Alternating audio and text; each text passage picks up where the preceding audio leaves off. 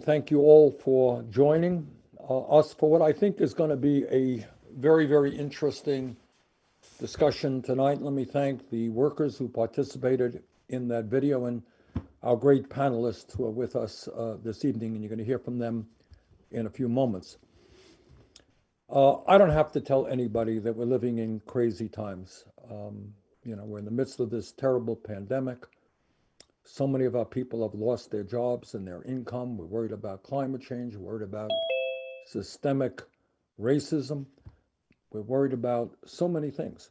But tonight, what we're going to be asking are questions like, how does it happen that in the richest country in the history of the world, half of our people are living paycheck to paycheck, while the billionaires are doing phenomenally well? Does that make any sense to any of you? How does it happen that in our great country, we have millions of workers who are earning starvation wages? And you just heard that on the video. You know what? You can't make it on 10 or 12 bucks an hour. You can't pay your rent. You can't feed your kids. You can't take care of yourselves. How does it happen that the United States of America, our great nation, is the only major country on earth not to guarantee health care to all people as a human right, while we are spending twice as much per capita on health care as any other nation, and 90 million people are uninsured or underinsured? How does it happen that today, in the midst of a pandemic, because the Republican leadership in the Senate refused to pass a COVID emergency relief bill, that all across America today, unbelievably, families are struggling in America to put food on the table? They're worried about getting evicted from their homes. They're unable to go to the doctor when they get sick because they have lost their health insurance. So what tonight's discussion is about is hearing from workers themselves, hearing from Vice Presidential candidate Kamala Harris about her plans and Joe Biden's plans about how we are going to go forward and improve the lives of tens of millions of working families that are hurting today. So again, in the midst of everything that's going on, we talk about Trump and what crazy thing he may have said yesterday or today. But we are not talking enough about the specific policies that we need to improve the lives of tens of millions of people in this country who are in desperate economic condition. So I think what we're going to hear tonight is why we need to raise the minimum wage to a living wage. We're going to be hearing about why we need to end the absurdity of women making 80 cents on the dollar compared to men, because they're not being paid equally for the work they're doing. The absurdity of so many of our people who are working 40 hours a week still can't afford health insurance. The absurdity of so many of our young kids not being able to afford to go to college or are leaving school deeply in debt. So tonight we're going to focus on the economic pain that so many people in our country are experiencing. And we're going to talk about how in this great nation, with a Democratic president and vice president, with a Democratic Senate, we are finally going to stand up to powerful special interests. We're going to deal with income and wealth inequality, and we're going to create an economy that works for all, not just the few. And with that, it gives me a great deal of pleasure to introduce a friend of mine, a fellow United States Senator from the state of California, one of the leading voices in the U.S. Senate, and somebody I know who is going to be a great Vice President of the United States. Please welcome Kamala Harris. Kamala, thanks so much for being with us. Bernie, it's good to see you, and it's great to be with you. You're amazing. Bernie is an extraordinary leader, and one of the, I think, marks of a great leader is someone who requires a country, especially a national leader, to require a country to look in the mirror and ask itself, is it doing everything it's capable of doing? Bernie is someone who has challenged every premise and required people who are knowledgeable people to defend the premise, which has been the basis of their opinions for a lifetime. And in many ways, when he does that, one sees that the premise is a bit flawed. Bernie has been someone who, look at with that mischievous grin. He knows what he's doing, though, because the thing about you, Bernie, also is that you decided to do it from inside the system, but to challenge everyone every single day from inside the system. I do believe that on that debate stage that you and I shared for almost a year in the primary, that the majority of those debates would not have been on the topic of healthcare in America if it were not for a discussion that you prompted and the way you challenged the status quo and are thinking about what is possible and what the American people are prepared for and what they want. And so in front of all of the friends, I want to thank you, Bernie Sanders, for what you have done, what you continue to do, and you really are a treasure. So thank Well, you. I don't want to make this a love fest, but Well, but you know what? How often do I get in front of everybody to say these things? well, thank you. And Leave me alone. let me just say in I'm response. gonna move on now. All right. Now I'm going to ask you those tough questions. You Okay, ready? ask me. Yes. All right. But before that, I do want to say, when you are in the Senate and the Democratic caucuses, Kamala and I are, we go behind closed doors often for very private meetings, no media, et cetera, et cetera.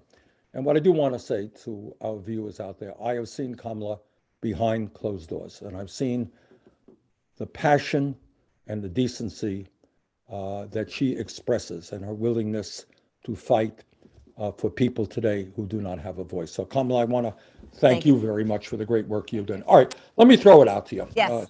I think that in this campaign, we talked about Trump's craziness every day and all the weird things he does.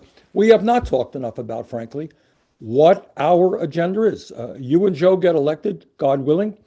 What are you guys going to be doing to help the tens of millions of working people in this country who are living in economic desperation? What's the agenda out there? Right. So, and I really appreciate you framing it that way, because enough of talking about that guy. Let's just move on to what we're going to actually get done.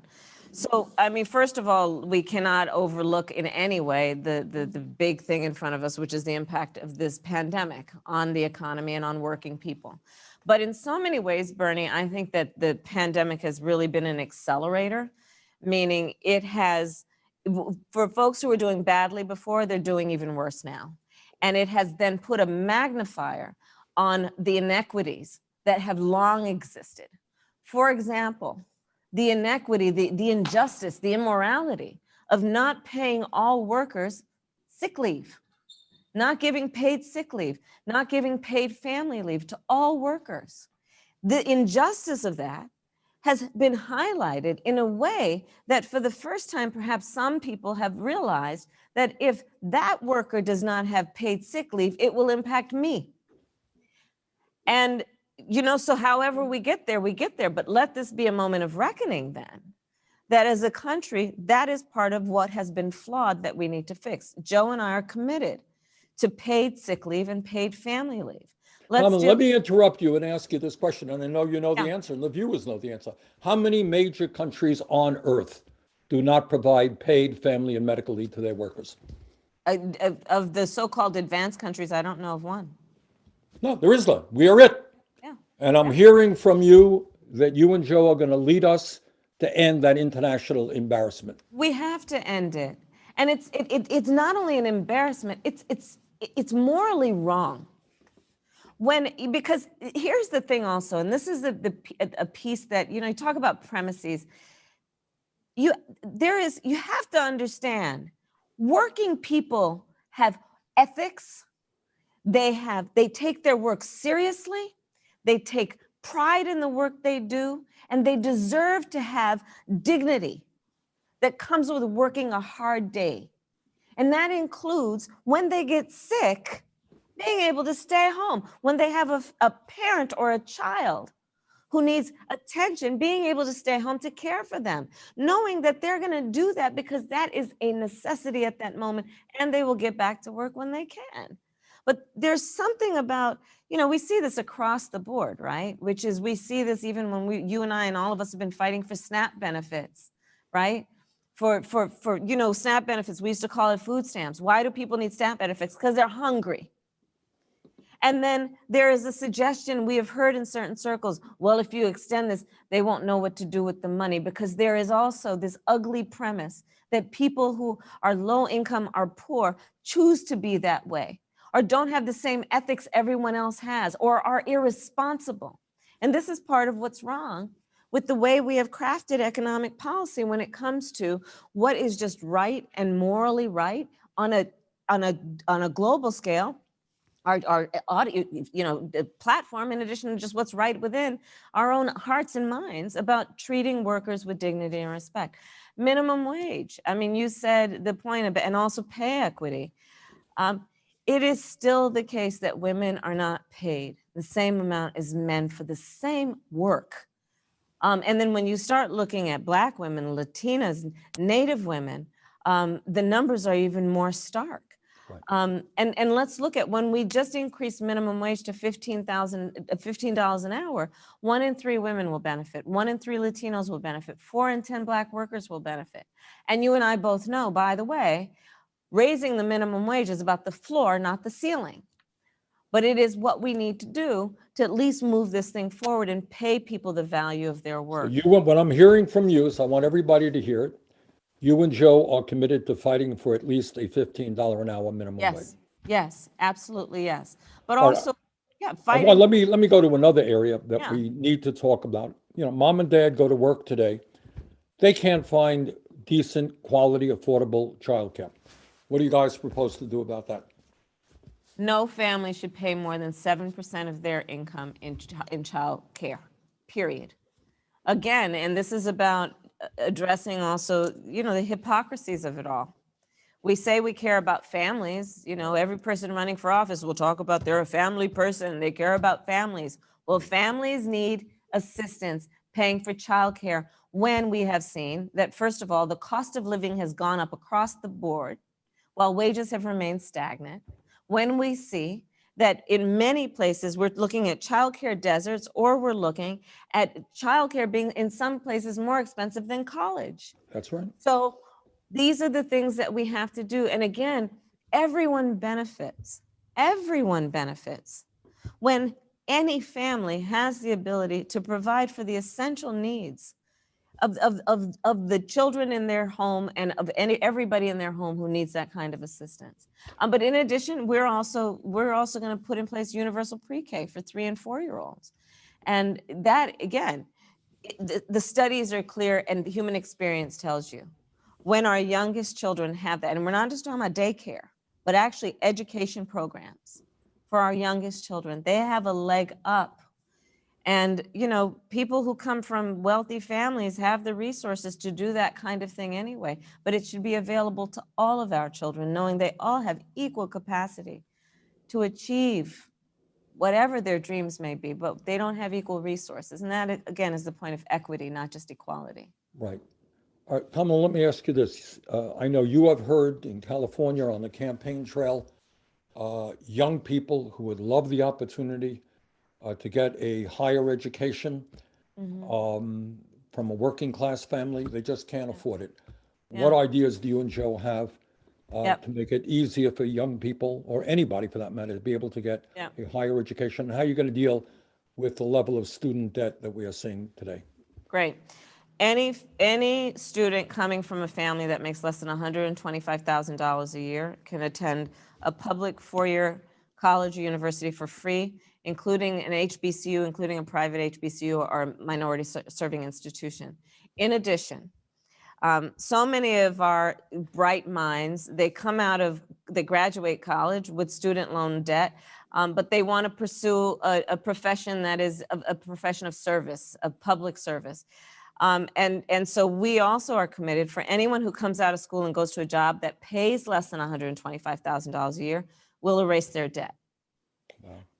Yeah, and because listen, and by the way, Bernie, this is not just about what is right to do to encourage our students, encouraging bright minds to pursue an education that will allow them to be productive and contribute to society. But it is also what we have the capacity to do to create economic stimulus. Because think about that. We're also looking at when we get rid of that debt, that student loan debt, that gives those students the ability to also take advantage of the fact that we're going to give a $15,000 tax credit to first-time home buyers for down payment and closing costs. So can you imagine the number of students that right now are coming out of college with student loan debt? They don't know if they'll ever be able to buy a home. They're questioning whether they can ever afford to have children, and what it would mean to create a much more productive environment if we relieve them of that debt, if they go into jobs that don't pay more than $125,000. Well, Kamala, I know you're going to have to run. You got other 5 things. days, Bernie, 5 days. And you're counting, I suspect, huh? Yes, I am, brother. All right, you're doing a great job. And I just want to summarize for all of the viewers out there. I don't think we have discussed it enough, but you heard Kamala outline briefly the Biden economic proposals and what it means for working families. This is no small thing.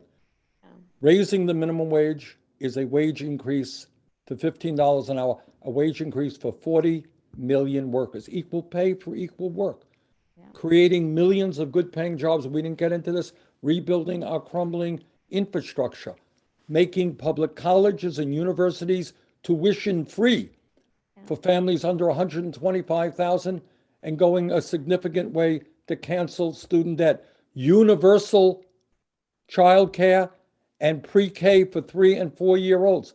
This is an enormous step forward for working families and for the little children of our country. So I think when we go to vote, I know, it's one thing to be talking about Trump all of the time, that's fine. But it's another thing to be talking about what we have got to do to improve the lives of tens of millions of people who today are really, really hurting. And I just want to thank Kamala for the great campaign that she is running, and I look forward to working with her in the months and years to come. Kamala, thanks so much for being with us and for the work you're doing. Thank you. You take care. See you soon. Okay, you too. Bye. Okay. All right. Let me now introduce somebody who, at least in my part of the world, does not need much of an introduction. Mary Kay Henry is the president of the Service Employees Union, one of the large and great unions in this country.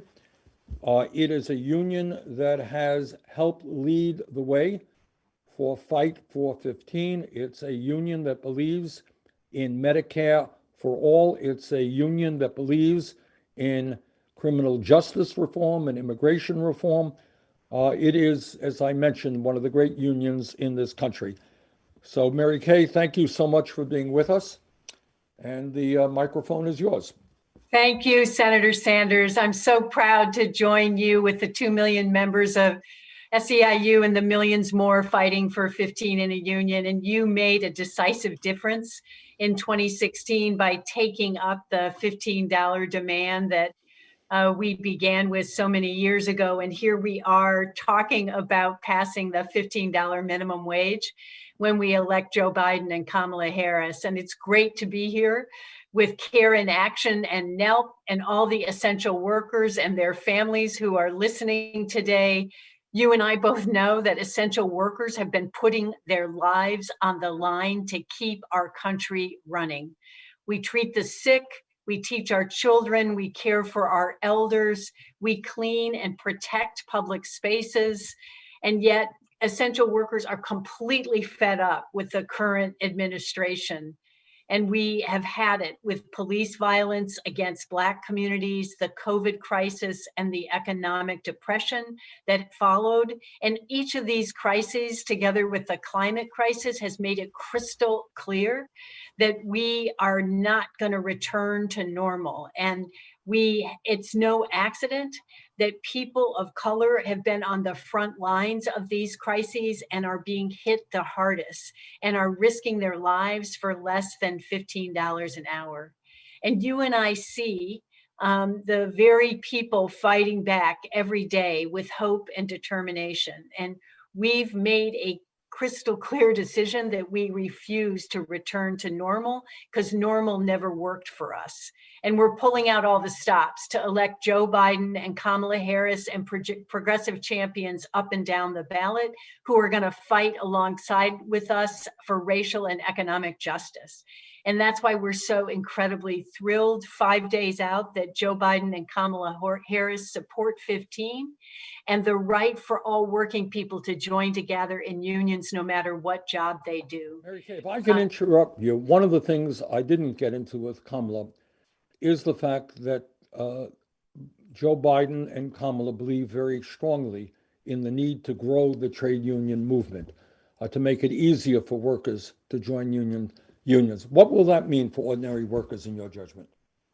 Well, the proposal that we are incredibly excited about is 3 million caregiving jobs, some in elder care, that home care worker jobs and child care worker jobs that we're proud to stand in solidarity with Ijen Poole and the National Domestic Workers in making jobs, Bernie, that have never been valued, that were paid some minimum wages in a lot of cases, excluded from overtime, excluded from Social Security because of a racist compromise that was made in the 30s.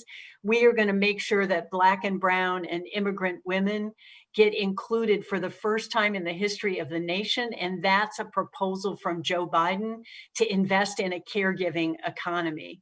And that will have dramatic impact for jobs like fast food and airport workers all across the service sector in the US. And that's incredibly exciting in how we will imagine growing the economy for everyone, so that underpaid nursing home workers like Lorman Laird, who's going to speak later, are going to get the PPE they need because they would have the right to join together in a union and bargain with their employers to make sure that they were protected on the job. And airport workers and fast food workers like Chris Cardona, who we're going to hear from, will get a seat at the table to bargain a better life with the biggest multinational corporations that are earning record profits, but paying poverty wages to their frontline essential workers.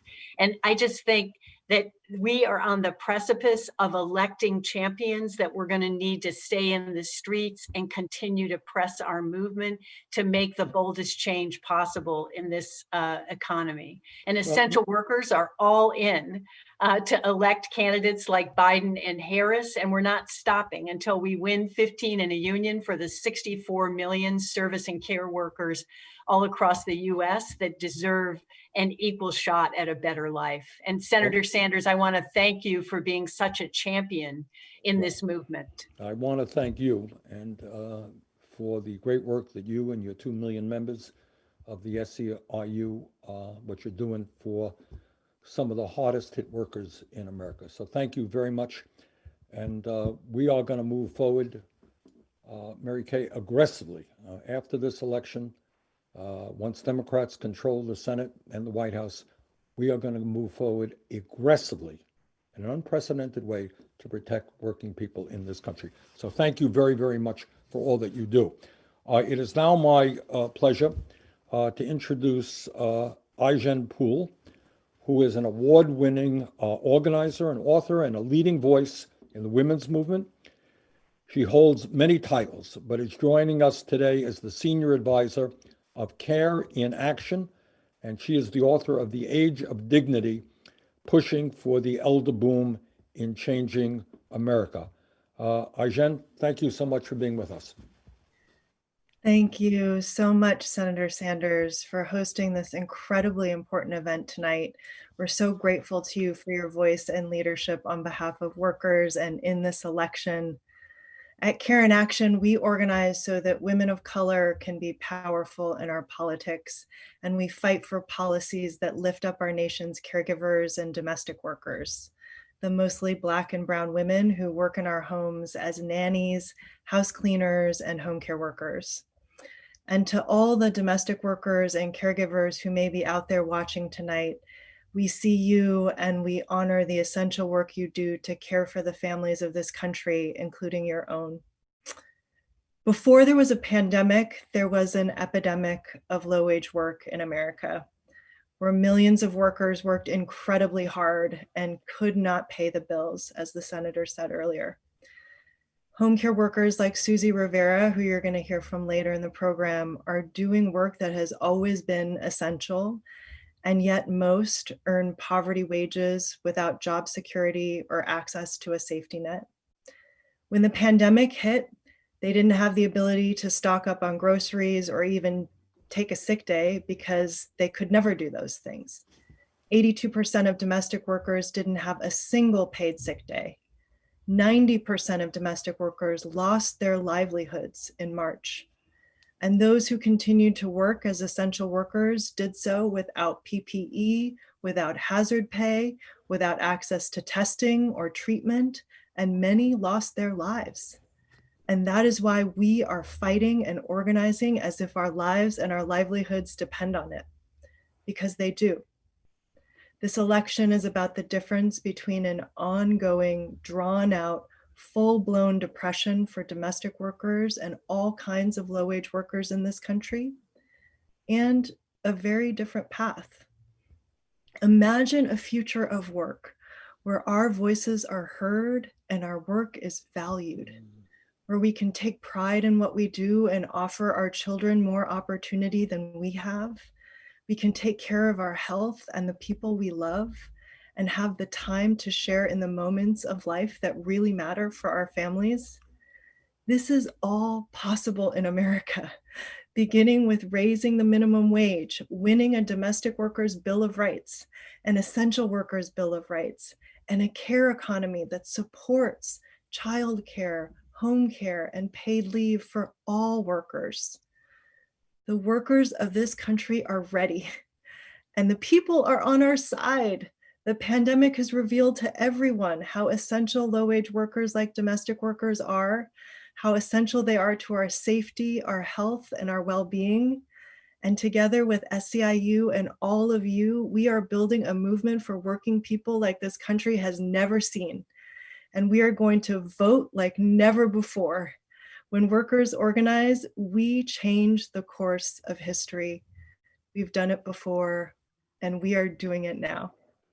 Well said, and absolutely correct. When working people stand together, there is no stopping that movement. And Ijen, I just want to thank you for the extraordinary work you do in representing some of the most oppressed and exploited workers in America.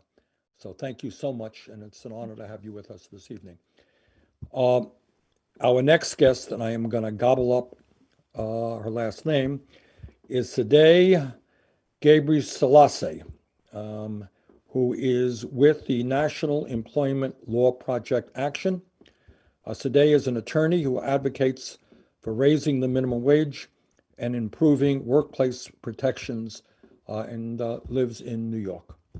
Sadeh, thanks so much for being with us. How badly did I do your last name there? No, you were, it was excellent. Well, I wouldn't go that far. I'm not just saying that. Your first name is easier. All right. Yeah. Well, thank you, Senator Sanders. It is really, truly an honor to be here with you and the other advocates and the worker activists tonight. I'm just very, it's thrilling. So as I work on minimum wage, and our federal minimum wage has been stuck at $7.25 an hour since 2009, which is the longest stretch in American history since it was first adopted in 1938 that it's been frozen. So that's the one side. The other side is that the income inequality gap, as we all know, just keeps getting bigger and bigger, where right now the top 1% own 40% of our nation's entire wealth. Meanwhile, the bottom half of us own just 1%. As you mentioned, Senator, nearly half of people in this country have literally zero savings to fall back on. Literally zero. Shocking. 8 years ago, fast food workers in New York City went on strike. They walked out and they demanded $15 an hour and a union. They were dismissed, if people remember, by politicos and pundits. They were told that their demand was completely pie in the sky, and they were told it's never going to happen. So where are we now? 8 years later, 7 states have passed laws raising the minimum wage to $15 an hour. These are states with big populations: California, New York, New Jersey, Connecticut, Massachusetts, Illinois, Maryland. What does this mean? This means that right now, 1/3 of workers in this country are covered by a law that will eventually get to $15 an hour. So in 8 years, this movement has raised the wage for 1/3 of this country's workforce. Even more states and cities have passed minimum wage laws. Just this year, 24 states and 48 cities raised their minimum wages, the most ever. And this happened because we demanded it, because workers stood up, often facing repercussions. And in the worst economic crisis that most of us have ever experienced, we need to demand a living wage for everyone. We need the federal government to follow these states and cities that have put workers first. Our shared recovery depends on it. Thank you. So hey, thank you so much for the great work you and your organization does. Let me ask you a question. Nobody thinks, I introduced the minimum wage bill in the Senate, and if Democrats gain control of that Senate, that will be way up there as one of the first things that we do. Give me a thought as to how many years it should take, in your judgment, for us to go from $7.25 to $15. What would you like to see? Well, what I would say is that the demand for 15 an hour was 8 years ago. That's right. Cost of living has definitely gone up in those 8 years. And the reason why we have so much ground to have to catch up on is because our minimum wage has been frozen for so long. So I would just say, well, I don't have a specific number in mind right now. I would say that we have a lot of ground to make up very, very quickly. Okay, that's absolutely correct. And let me just repeat what today said. We began talking workers in New York City, very brave people were marching, I think it was 8 years ago. I was talking about this 5 years ago. And since that point, inflation has taken place. And it seems to me that we've got to move that $15 an hour minimum wage as quickly as we can. So today, again, thank you for the great work that you and the National Employment Law Project Action do. Our next guest is Lorman Laird. Lorman has worked as a CNA for more than 20 years. He lives and works in Lancaster, Pennsylvania. During the pandemic, he fought for PPE, personal protective equipment, to protect workers and residents at his nursing home. Lorman is a delegate of his local SEIU Healthcare, Pennsylvania. Lorman, thanks so much for being with us. Thank you very much for the introduction, Senator Sanders. Again, I would just like to say it's great to be here with you this evening and great to be joining alongside you with your fight to ensure benefits for everyone and equal pay. This incident, this pandemic has been sort of like the great equalizer, especially within my line of work. We have been taking care of the most vulnerable population in nursing homes, and we have, fought alongside with SEIU to guarantee a paid sick time, job security when people left for being sick. SEIU also provided PPE as well as protection for the hazard pay that so many of us desperately needed. Our residents went through a horrible experience. This, as a healthcare worker, this is probably the hardest thing that I ever had to deal with. On top of losing residents that I've loved and cared for, my mother, who was a resident in the nursing home, also contracted COVID-19, became very, very, very ill, had to be ventilated, and now has returned to pretty much good health. I saw in my shop the employees who were non-medical, meaning not nursing assistants, going above and beyond their normalcy to make sure that the facility was properly cleaned, the residents were properly cared for, and these people are not making affordable wages. I'm very lucky. I am I have worked as long as I have, and I am paid pretty well for what I make. But it is the people that work under me, the essential workers such as the dietary, the housekeeping. We had housekeepers that went for 2 months with no no weekend off. They just worked because that's what they wanted to do to care for the residents.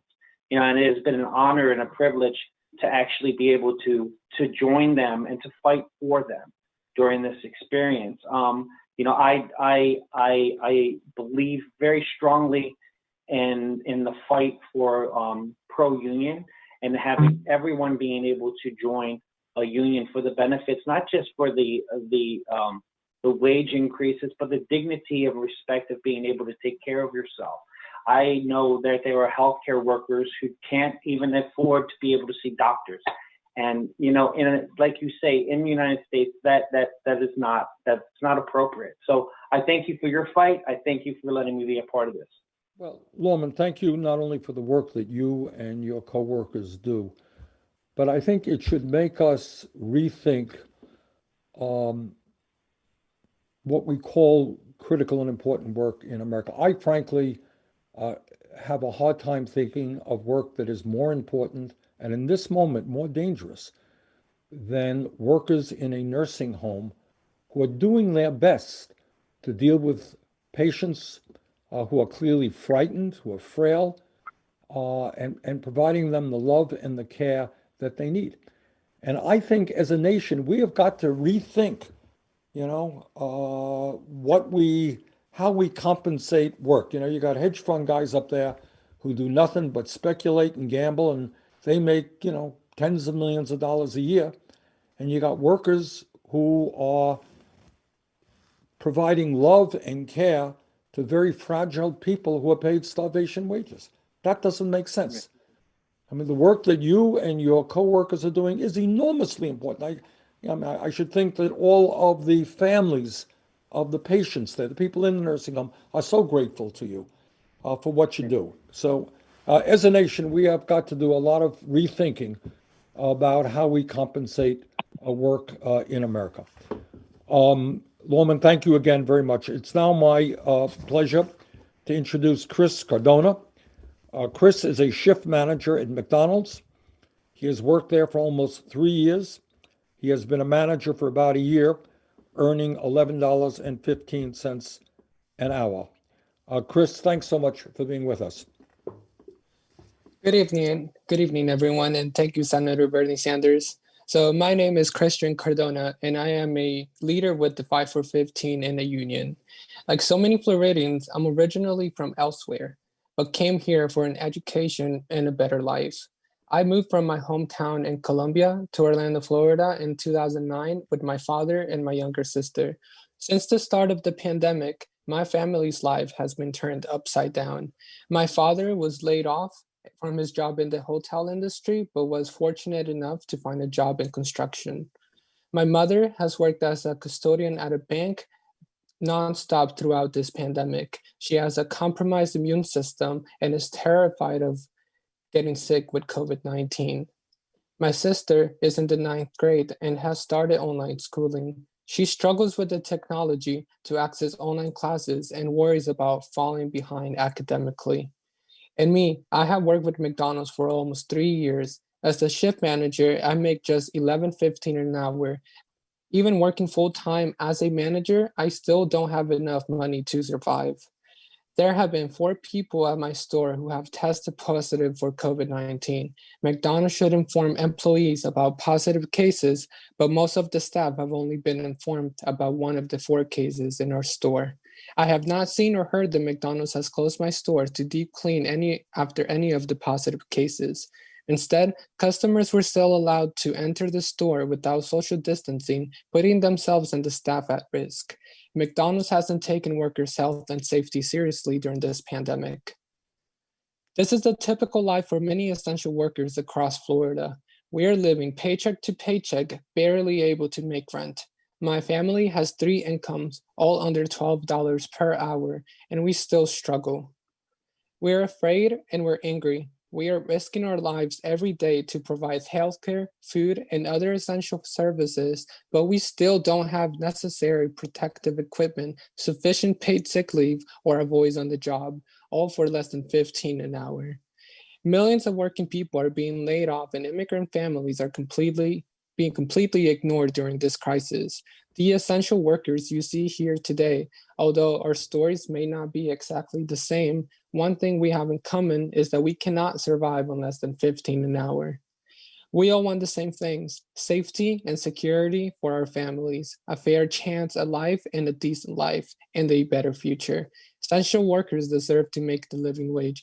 The best way we can make that a reality is by coming together this November and voting yes on Amendment 2 to gradually raise wages in Florida.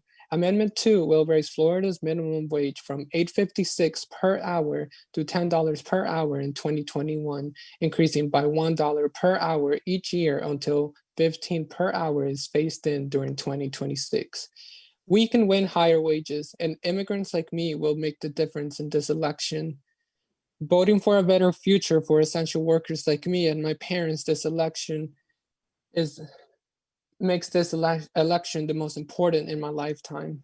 I'm voting yes on Amendment 2. Thank you. Chris, thank you very much for your courage. And, workers at McDonald's and at other fast food places have helped lead the way. And the whole country is grateful for the work that you and other fast food workers have done in standing up for the fight for 15. And as you heard earlier, we are making real progress. The U.S. House of Representatives passed a $15 an hour minimum wage. 8 states have passed a $15 an hour minimum wage. And if we gain control of the U.S. Senate, one of the first orders of business will, in fact, be passing a $15 an hour minimum wage. Workers in America can't make it on 10 or 11 bucks an hour. We need to do better. So, Chris, thank you so much. Our next panelist is Susie Rivera. Susie is a caregiver in New Braunfels, Texas, and has been a caregiver for over 40 years. Before the pandemic, she had to work about 110 hours a week. My God, 110 hours a week. She is the main provider for her household of 5 people. Susie, thank you very much for being with us tonight. Thank you, sir. And it's an honor and a pleasure to be here, Senator Sanders. And thank you for having me and allowing me to share my story. Hello, everybody. I'm Susie. I am a worker leader for the National Domestic Workers Alliance. I live in New Braunfels, Texas, where I have been a home care worker for almost 40 years. Before the pandemic started, I was working over 110 hours, just like Mr. Sanders said, a week. Also, now that the pandemic has hit us, I'm working 80 hours a week. I love taking care of people. I have to work 2 jobs in order to make ends meet. But that's not the same for all of my peers. They don't have the benefit of working the way I work and my hours and the pay I'm getting. But I currently make $15 an hour, and this is not the standard. But many of my friends and peers do not get that pay at the same rate. And unfortunately, many of them have lost their jobs because of the pandemic. But I know they deserve more pay. The financial and emotional toll, the pandemic is weighing on me very heavy. And my wife is immunocompromised, and I am the only one who can go out to work. As a care worker, I am an essential worker, and I have always been an essential worker. All domestic workers have been essential, and they will be, we're essential people. Even before the pandemic, we were essential. Our work makes all other work possible. If we don't work, we don't get paid. But we don't have the luxury of working out of our homes like some people have. We just can't do that. We need domestic workers to be paid what we are worth. We are risking our lives by working during this crisis. but our survival, I mean, we have to work to get paid to put bread on the table, you know, and our survival depends on it. But now is the time for us to come together and vote for a new administration that cares about us. In this election, we have an opportunity to vote for better wages and a stronger care system, more unity. I am 63 years old, and this is my very, very first presidential election that I'm voting in. And I am voting because I believe we all have to step in. We all have to step in and fight for what we believe in. I believe that we have a chance to see great America great and change again. We can do it just by voting. So now it's a time to vote. And I urge everybody, vote, vote, vote. Vote like your life depends on it, because it does. We are living through different times. And like I said, 63 years old, I'm voting for the first time because there's a need. Everybody needs to step up and do their part. Thank you. Susie, thank you so much for the work you have done for 40 years and for your willingness now to get involved in the political process and to get your friends and co-workers involved as well. It now gives me a great deal of pleasure to introduce Chrissy Axmere. Chrissy is from Iowa and has worked in restaurants for 15 years and currently is a server in Las Vegas, Nevada, where unemployment obviously has soared as a result of the pandemic. Chrissy, thanks so much for being with us. Thank you very much. So I started working as a server when I was 15 in Iowa. And at that time, the minimum tipped wage was $4.35 an hour. At this very moment, the minimum tipped wage is still $4.35 an hour. In 15 years, that's half of my life, there's been no wage increase. If you were to tell me when I was in high school that the living wage or the wages that people make are the same, I wouldn't believe you. Now I work in Vegas as a server. The issues that people in my city face have always been here. They've just been escalated since March. I myself don't have healthcare, and I've been diagnosed with a lifelong medical condition that requires monthly medication that I pay for out of pocket. I also often avoid acknowledging injuries and pains that I have because I know that if I see a doctor, it could put me into a debt that I can't come out of. I can't afford anything that should be a necessity. I can't afford healthcare. I can't afford tuition. The price of rent is going up. And my story isn't any different than anyone else's here. My story is the same. I have coworkers who can't afford insulin and they often go without their shots. I know single mothers with 2 kids that don't have healthcare for anyone in their family. And the best they can do is pray that nothing bad happens to anyone. The situation here is only getting worse. 25% of the city is unemployed. We specialize in hospitality, and during a pandemic, there's no job opportunities. 100,000 people are facing evictions in December. With mass layoffs and businesses closing, greedy employers are taking advantage of this. They are now offering $9 an hour, which is the minimum wage here, because they know they can. They know that they have hundreds of people applying for that one position and that they're desperate to keep a roof over their head. Amidst this pandemic, the rent is increasing. So in February, the average cost of a 1-bedroom apartment in this city was $1,100. At $9 an hour, That's 3/4 of your paycheck. Who can survive on that? You can't survive on 3/4 of your paycheck going to rent. And the worst part about this is that they're raising rent. They're raising rent in the middle of a pandemic. People come to Vegas to have once in a lifetime experiences, but they fail to realize that people are living their lives here. We're surrounded by casinos that have excessive wealth, and they offer things to make it seem like it's such an experience. But working in one for $9 an hour isn't enough to even afford an entree in these establishments. You can't even afford to eat where you work. It's time that we support people in this city. They work hard. They deserve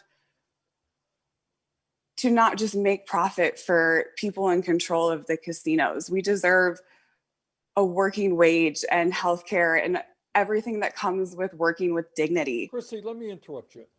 Okay. And I want to ask you a question. Sure. Okay? Every other major country on earth guarantees health care to all people. Doesn't matter where they work, how old, young they are. What would that mean to you and your coworkers if everybody had health care as a human right? You can go to the doctor whenever you want. You don't have to take out your wallet. You don't have to take out your credit card. What would that mean to you and your coworkers? I mean, it would mean freedom.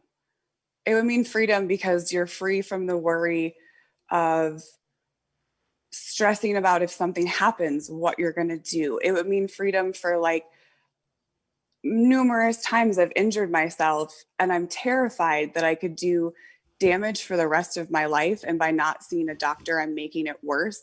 But my best option right now is to take ibuprofen and ice it.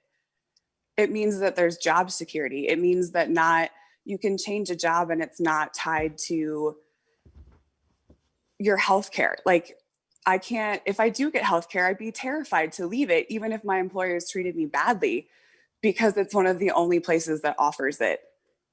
What Chrissy just said, if I could interrupt you again, is of enormous importance.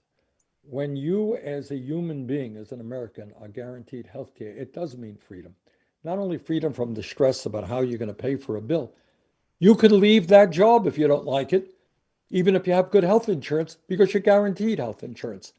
And there are millions of people today who are stuck in jobs they don't like, they don't want to be there. They're there because they have a decent health care plan for their families.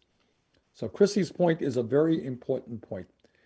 And that's why we are fighting to do what every other country does, guarantee health care to every man, woman, and child as a human right. So Chrissy, I want to thank you very much because I think the story that you have told us reflects what many, many millions of working people are experiencing today. So I appreciate your courage in standing up and fighting for justice in America. Thank you. Let me do this. We're almost out of time here. Is Mary Kay, you still with us? Yes, I am. All right. Of course. I'm going to get back to you and ask you a very simple question. And you touched on this in your opening remarks.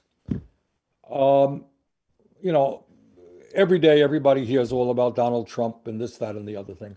Pushing Trump aside for the moment, what does this election mean for working people, for Chrissy and the other workers who were so kind to be on the program tonight? What does this election mean to working people in the country? Well, I think we just heard Lorman and Susie and Chrissy and Chris break it down for us. It means that workers should earn at least $15 an hour, and your leadership together with everybody in this platform tonight is going to push that and make that a national standard.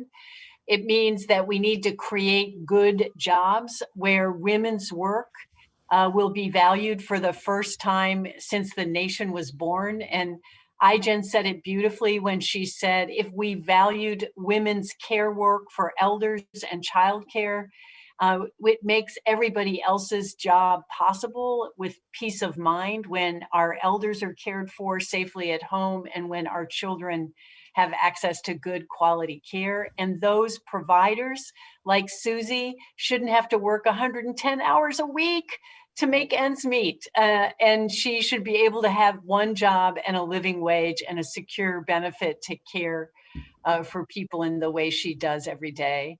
And it means that we can join together as a nation and rewrite the rules of all the things that separate us based on race and gender, and knock all those barriers down so that we can do what Lorman said, that everybody deserves an equal shot and a secure future and a better future for their children. And I just think the possibilities are endless. And just like the Fight for 15 in a Union leaders didn't care what people said when they made that demand, we have the right to be imagine the best for each and every one of us once and for all in this nation. So I think it's a transformative moment for working people, our families, and for communities of color in this nation, and it's ours to seize. We have to seize this moment and require government and corporations to do the right thing by each and every one of us and our families. Well said. And thank you so much for the great work you and SEIU do. Let me just pick up and close the program tonight by thanking all of our great panelists. It is, you know, I'm sure people who are watching can understand that it is not easy for somebody, you know, who's not a politician, you know, not a professional speaker, to get up in front of hundreds of thousands of people and to talk about what's going on in his or her life. That's not easy. So I appreciate all of our panelists and all the people who are doing such important work for workers in this country. And I want to just pick up on a point that Mary Kay made, and to mention, I often, when I speak, I quote Nelson Mandela. And Mandela said something that I think is very, very profound and very timely. He said, and I quote, "Everything is impossible until it is done." In other words, people will tell you when you're engaged in a fight for decent wages, you're engaged in a fight for universal health care, you're engaged in a fight to make sure that all of our people can afford to go to college or have high quality, affordable childcare, or that we can create millions of good paying jobs. People say, no, you can't do it. You think, don't be ridiculous. That's not realistic. You know, what's realistic is that a handful of billionaires own more wealth than the bottom half of America. What's realistic is that 500,000 Americans today sleep out on the streets. They're homeless. What's realistic is half our people work for, you know, paycheck to paycheck and starvation wages. That's realistic. But I think what all of us are saying, we got to get out of that mindset. This is the richest country in the history of the world. People should not have to work 40 years in order to make $15 an hour, as Susie did, or not go to get the health care they need, as Chrissy was talking about, or try to survive on $11 an hour, as others have been talking about. So the goal here is to win this election and then to build a kind of political movement that we need to make sure that the Congress and the White House stand up for working families and not just the big money interests. And when we do that, there is nothing that we cannot accomplish. All of the goals that we are talking about, universal health care, decent wages, paid family and medical leave, universal child care, they are not, despite what Trump and his friends will tell you, these are not radical ideas. They exist all over the world. I am 50 miles away tonight from Canada. Everybody in Canada can go to any hospital they want, any doctor they want. They don't take out their wallet. And the quality of care there is as good or better as it is in the United States. So we're not talking about anything radical. We're talking about human rights, human dignity. So we got 5 days left to go in this campaign. Please bring out your friends, your neighbors, your family, your coworkers. Let's get out and vote in state after state. This is going to be a very close election. You can make the difference. and do it. Make the difference. Let's win this election for Joe, Kamala, and for all of us. And then let us come together to make sure that we create an economy and a government that works for all, not just the people on top. So let me thank all of the panelists. You did a great job. Let me thank Kamala Harris for being with us tonight. And let's go forward together, win the election, transform the country.